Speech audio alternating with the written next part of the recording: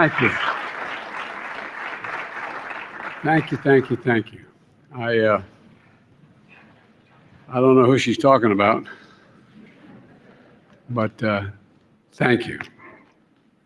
Folks, look, let me say, I didn't know I was going to get that kind of an introduction, but let me say at the outset that,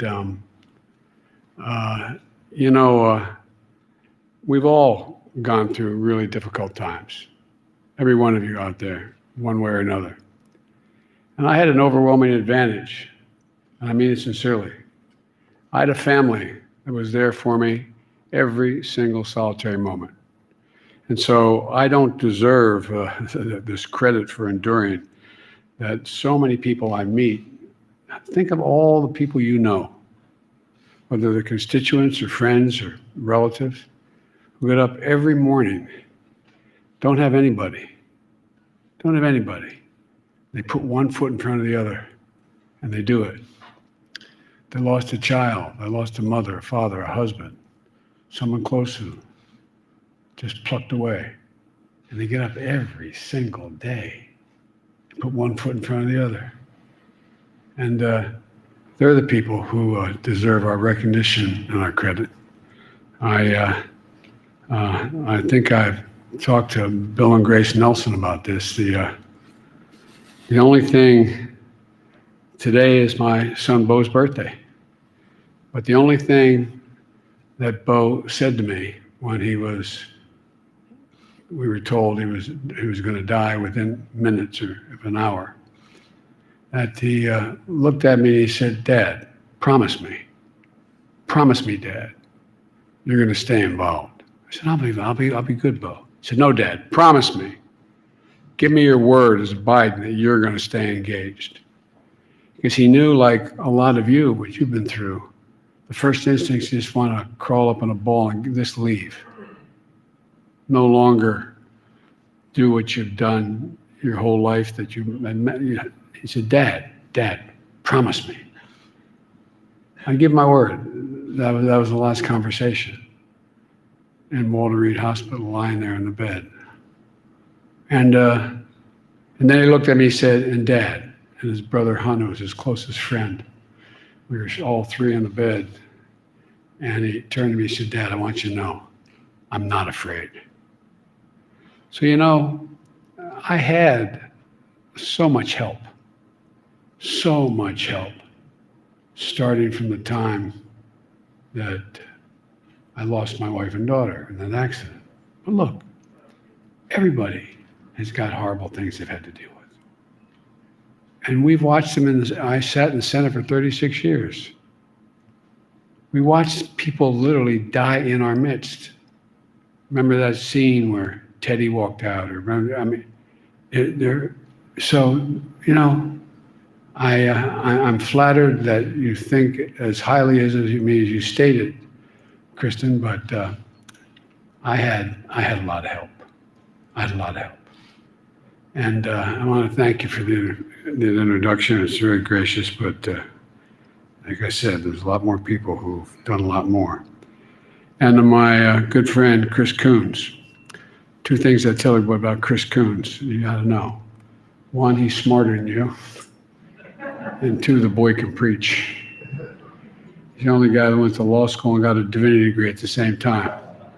I worry about divine lawyers. But anyway, Chris, thank you. You've been a great friend.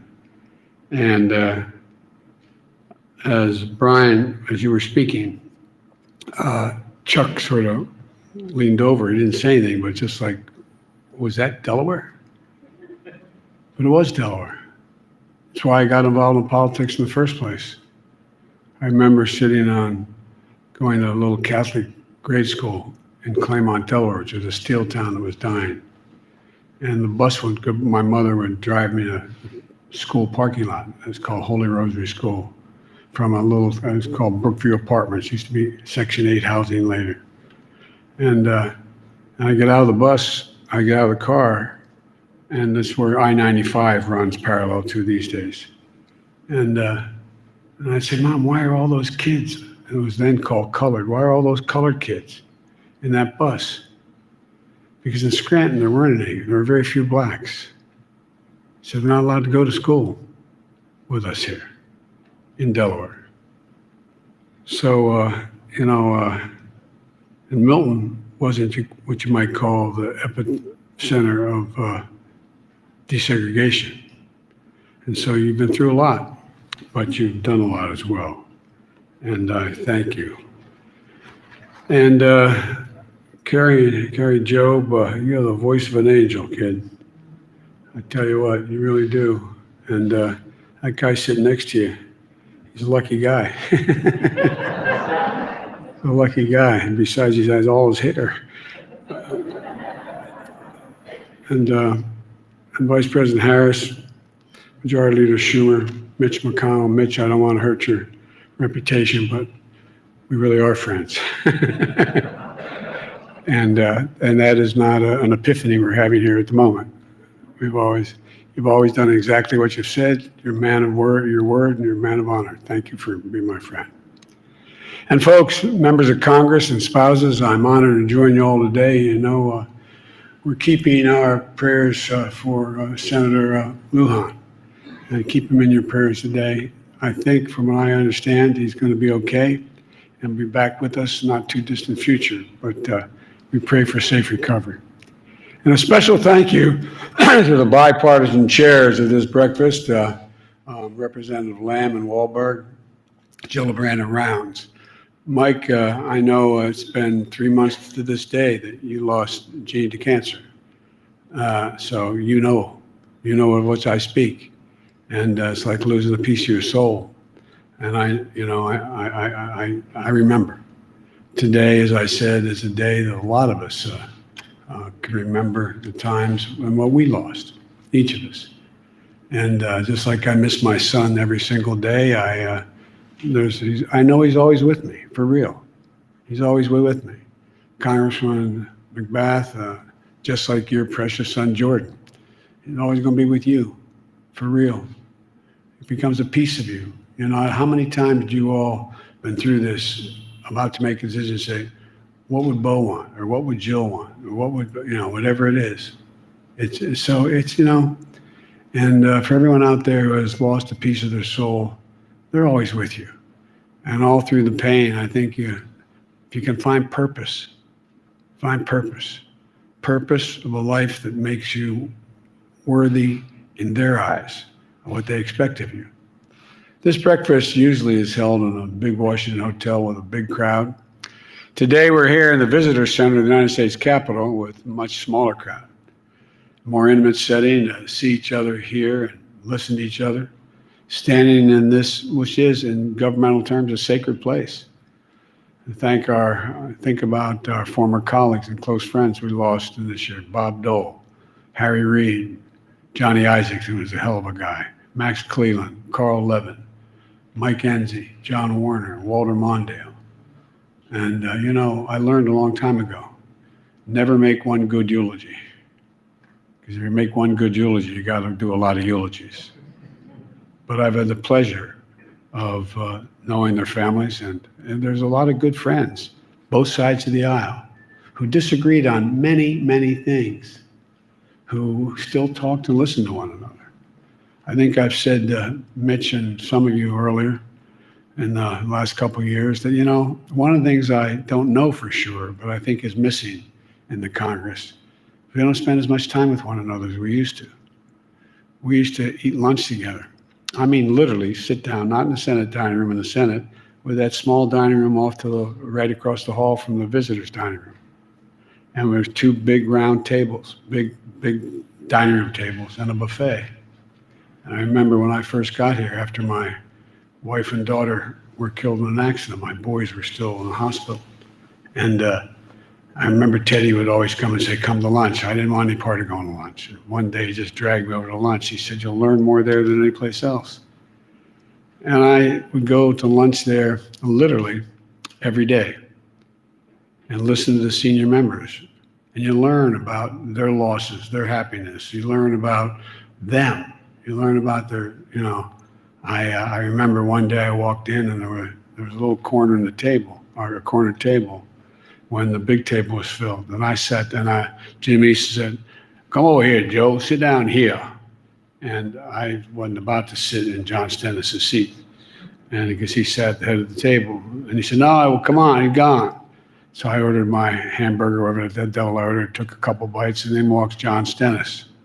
And I immediately put a napkin on all my stuff, and I said, "I'm finished, Mr. Chairman. Come on, right here." I later got a handwritten letter from him about 3 o'clock afternoon. "I appreciate the honor of you recognizing my seat, but you didn't finish your meal. I promise this favor will be returned." It was returned. He actually endorsed me and ran for president from Mississippi. I think that was an expensive hamburger for him. But I guess what I'm trying to say is, when you know one another, when you know, and no matter how badly you disagree, and people think, Rev, that in the days that's divided here, we had a lot of flat out old segregationists still in our caucus. But Teddy Kennedy would argue like hell with Jim Eastland, and then they go down and have lunch. Didn't agree with one another, but they treated each other with respect even in that day. And I just think that when you learn that another man or woman, you're flying a Codell and someone has their husband or wife with them, and you learn that they have a kid with a problem with alcoholism. You learn that they have a daughter who has breast cancer. You learn that it's hard to dislike the person. And so one of the things I pray for, and I mean it, is that we sort of get back to the place that's so busy. I think things have changed so much, but that we get to really know each other. It's hard to really dislike someone when you know what they're going through, the same thing you're going through. Like President Eisenhower, the first president to attend this breakfast 70 years ago. At the time, President Eisenhower said, there's a need we all have in these days and times for some help, which comes from outside ourselves. Outside ourselves. I've attended many of these prayer breakfasts over the years with our nation at war, in struggle and strife, peace, and times of prosperity when everybody was getting on. But a nation in prayer. Jill and I have been humbled by the prayers of so many of you, and it means everything to us. We pray for our nation as we face an inflection point in our history. So much is going to change, no matter who's sitting in my job. The world is changing. The world is changing. There's the moment, but there's also a moment of great progress, of lives saved in this pandemic, not just the ones lost, new jobs created for people, new hope, rebuilding the nation, but also a moment of pain for the lost lives and the lives that lost in this pandemic, and the cruel twist of fate that occur. At a moment of great division of our democracy is at grave risk. I pray that we follow what Jesus taught us, to serve rather than be served. I don't always do it. I hope try. I don't always do it. I pray to keep the faith, that the very promise of America, believing that there's nothing we can't do, where every person is created equal in the image of God, no matter where we come from, who we are, what our color, or how we choose to pray, or whether or not we choose to pray. They deserve to be treated equally throughout their lives. Faith in the very idea of America that can be defined, in my view, by a single word. I've been saying this for over 30 years. When I get asked to define America, one word: possibilities. Possibilities. One of the reasons why other countries sometimes think we're arrogant is we believe anything is possible. Anything is possible. And faith in the American people will prove each and every day we're a great nation because we're at our heart a good people. We do bad things and we get frightened. St. Augustine wrote that a people was a multitude defined by a common object of their love. I believe the common objects of our love that define us Americans are opportunity, liberty, dignity, respect, honor, service, truth. Things everybody recognizes both here and around the world. As I stand in this citadel democracy that was attacked 1 year ago, the issue is, for us, is unity. How do we unite us again? Unity is elusive, but it's really actually necessary. Unity doesn't mean we have to agree on everything, but unity is where enough of us believe in a core of basic things, the common good, the general welfare, of faith in the United States of America. The United States of America. Nearly 3 weeks ago, we were reminded of that truth. A gunman entered a synagogue in Colleyville, Texas. He took 4 worshipers hostage, including a rabbi, for 11 hours. But violence and vengeance didn't pierce the goodness and grace of that scene. Heroic law enforcement officers were joined by local faith leaders, including an imam, a Baptist minister, who offered their help. Nearby Catholic church opened its doors for the hostages' families. At sunset, a group of Muslim women, friends of the rabbi's wife, walked in with one of the rabbi's favorite foods. They hugged and they wept because of the bravery of the hostages and the law enforcement officers. The hostages escaped safely, and the families were reunited. When asked later if he would change anything, the rabbi said, quote, "We will do what we always do, which is the best we can," which is the best we can. I had a long conversation with the rabbi. It was interesting to hear him describe the scene and how faith mattered.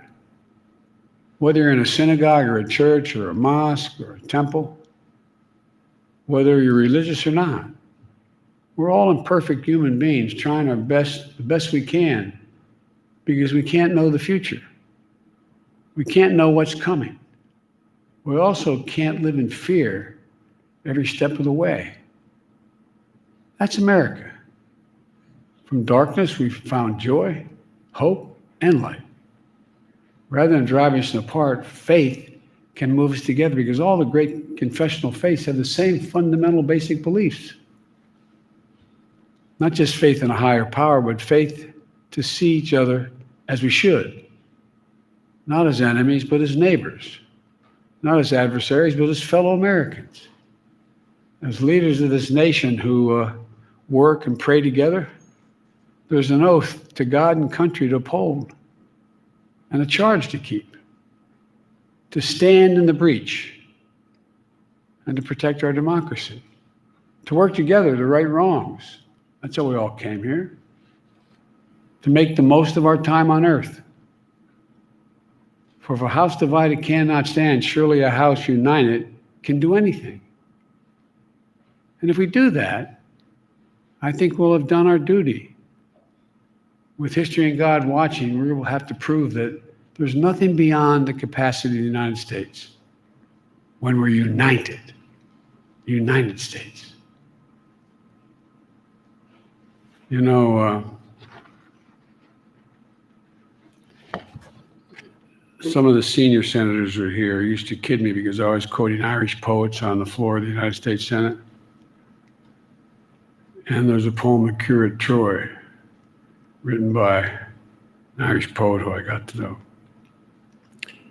It says, history teaches us not to hope on this side of the grave, but then, once in a lifetime, that tidal wave of justice rises up, and hope and history rhyme. I honestly believe we're at one of those moments. There's so much at stake. The division has become so palpable, not just here, but around the world. We have a chance. We have a chance to make hope and history rhyme, because the rest of the world is looking to us. Every time I'd walk out of my Grandpa Finnegan's house up in Scranton, Some of you heard me say this before. He yelled, "Joey, keep the faith." My grandmother yelled, "No, Joey, spread it. Let's go spread the faith."